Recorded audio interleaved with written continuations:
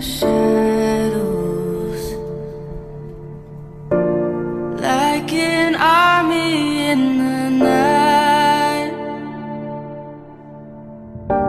Lock the doors and board the windows. Oh, oh,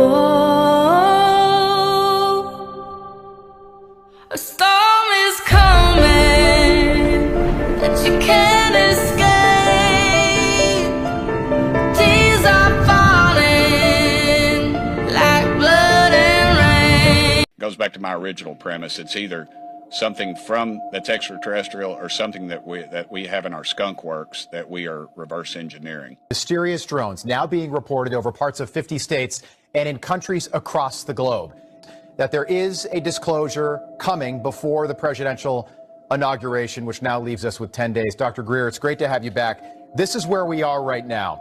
A flight crew on a commercial airplane recorded this large orb in the skies while they were at 17,000 feet. And now people, we mentioned this a week ago, are reportedly getting sick all over the world from this granular, mysterious fog that's being seen all over the place. Right. Does this disclosure happen next week? And if it does, how does it happen? When it starts happening, how will we know? Well, it'll be all over the news. In fact, this particular team coming forward have dealt with the remains and on occasion living non-human life forms that have been downed, and some are still in captivity in subterranean facilities or STIFs.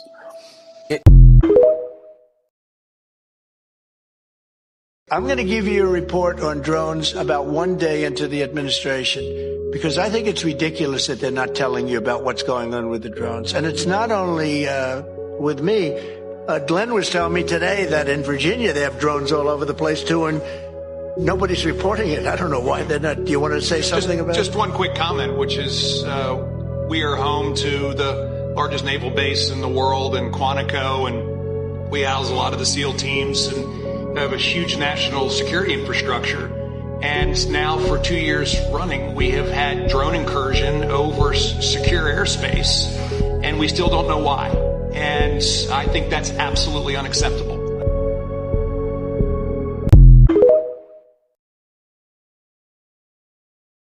Hey friends, so are we only a few days away from one of the biggest UFO disclosures in the history of humanity?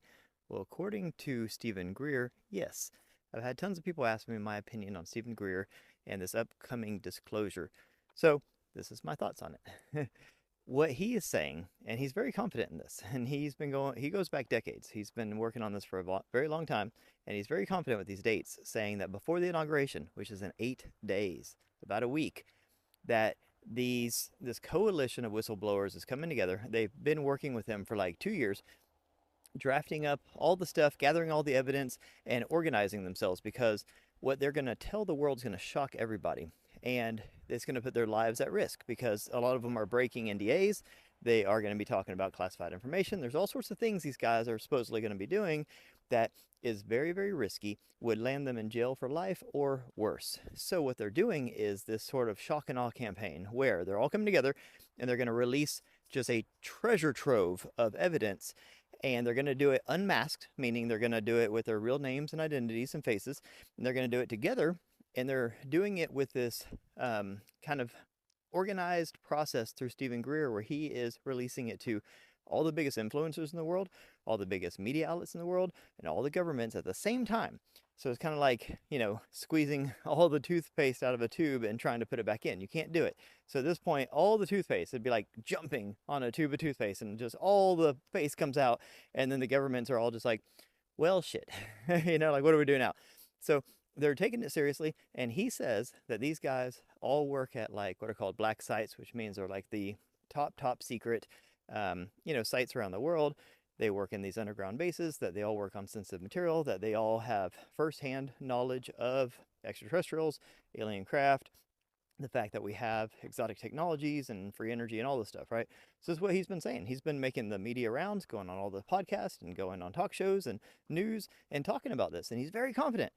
So, is it going to happen? Well, my spidey senses tell me it just might, because the fact that he's putting out this short timeline, he's not saying, oh, within the next year, because a lot of UFO whistleblower people will be like, coming this year or next year in 2027. They put out these dates and they know people will forget about it by then, or they can't be held directly responsible because they can say, oh, well, a lot changed in the last 2 years. Stephen Greer is saying this week, next week, okay? Very specific, and he cares about his credibility. He uses his credibility as leverage to do the things that he does. So I don't think he would just throw that out there if he didn't really believe it. And also, I think that these whistleblowers are taking advantage of the fact that this Trump organization seems to be hell-bent on truth, transparency, out with the old guard, in with the new, and leading us into this age of prosperity, this golden age that Trump keeps talking about. Well, what is the best way to usher in the golden age? How about free energy?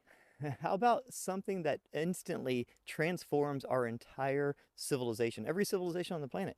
It would transform our trajectory of humanity.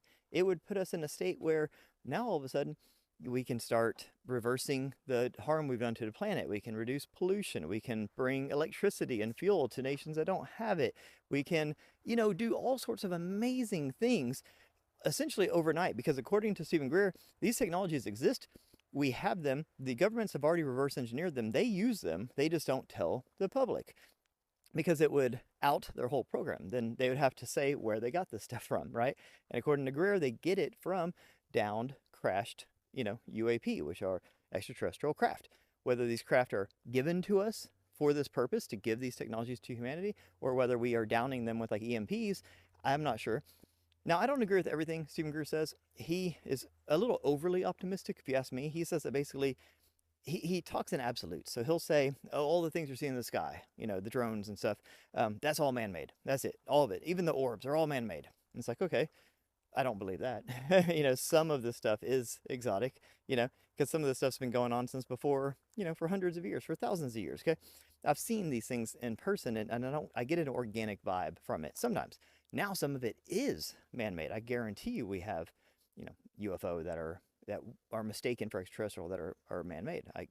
I know that's the case. So it's a mixture. So I don't get why he always says absolutes like that. And he also says all ETs are benevolent. They're all nice and they all want good for humanity. I don't buy that either. I mean, I don't think the universe works in absolutes. I think that there's a duality to nature, and that there's not necessarily good and bad, but there's negative and positive. And sometimes beings, especially intelligent beings, will do something to you, not because they're evil, but because you're just caught in the crossfire. For example, if a human developer wanted to build apartments here and they came in and they tore down all these forests like they do all the time, well, we would be seen as evil to the deer and the bears and the fox and everything in this forest. Well, are those developers evil, inherently? No, they're just doing their job. But to all the woodland creatures out here, they're evil. So I don't get this thing where he says humans are bad and ETs are good. I don't think it's that cut and dry. But I do agree with a lot of what he says. And when it comes to the whole disclosure thing coming up, this week is going to be crazy. I mean, I don't know what to expect. I mean, we have the inauguration coming up. I don't know if somebody's going to do something to try to stop it. I don't know if these whistleblowers are going to come out and capitalize on this. If that's the case, we're talking about the biggest disclosure in the history of the world. They're talking about people coming out and proving, not just saying it, but proving is what he's saying, is that they're going to prove we're not alone in the universe, that ETs are visiting us, that we have relationships and programs with them, and that we have their technology. Oh my God. Can this year get any more bananas? So I'm not saying it's going to happen. I'm saying there's a decent chance it's going to happen because of the confidence Greer is exerting behind this. And he doesn't typically do that. He's a confident guy for sure, but I've never heard him put a timeline like this on something, especially something this big. So it's going to be a wild week, guys. Buckle up and let me know what you guys think about this. Have a beautiful day. Peace.